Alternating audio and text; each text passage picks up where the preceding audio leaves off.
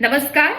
આજકાલ વિસાવદર ચર્ચામાં છે કારણ કે વિસાવદરમાં પેટા ચૂંટણી યોજાવાની છે. ત્રિપાંખિયું જંગ જામ્યો છે. આમ આદમી પાર્ટી, કોંગ્રેસ અને ભાજપ આ ત્રણેયના ઉમેદવારો મેદાને છે. એડી ચોટીનું જોર લગાવી રહ્યા છે. પ્રચાર પ્રસાર થઈ રહ્યું છે અને ભારતીય જનતા પાર્ટીના ઉમેદવાર છે કિરીટ પટેલ અને ભાજપ બેઠક જીતે એના માટે જે છે તે સુકામ જે સંભાળ્યું છે તે જયેશ રાદડિયા, કારણ કે વિસાવદરના પ્રભારી છે જયેશ રાદડિયા અને એમના સિર ઉપર જવાબદારી છે ભારતીય જનતા પાર્ટીને જીતાડવાની. પરંતુ જો ભારતીય જનતા પાર્ટી આ વિસાવદર બેઠક જીતી જાય છે તો જયેશ રાદડિયાને શું મળશે? તો જયેશ રાદડિયા મંત્રી બની જશે.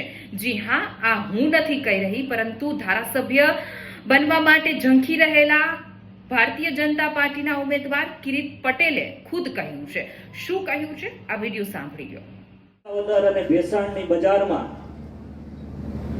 આમ આદમી પાર્ટીના 400 કરોડ રૂપિયાના શીશ મહેલમાં રહેનાર મુખ્યમંત્રી એ શોભે કે 400 દીકરીનો કન્યાદાન કરનાર જયેશ રાદડિયા શોભે?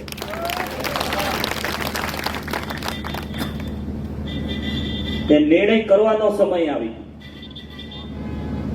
હમણાં એક ભાઈએ ઉત્સાહમાં કીધું કે મિનિસ્ટર, અરે મારે તો 800 દિવસનો ધારાસભ્ય બનવું છે અને આ જીત થકી મારે મારા ભાઈને મંત્રી બનવા જોવા છે.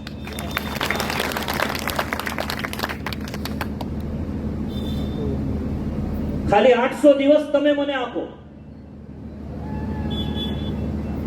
800 દિવસની અંદર તમને એમ ન થાય કે પેરિસની બજાર જેવા જો રસ્તા ન બનાવી દઉં તો ધારાસભ્ય તરીકે લેવાને હું લાયક નથી.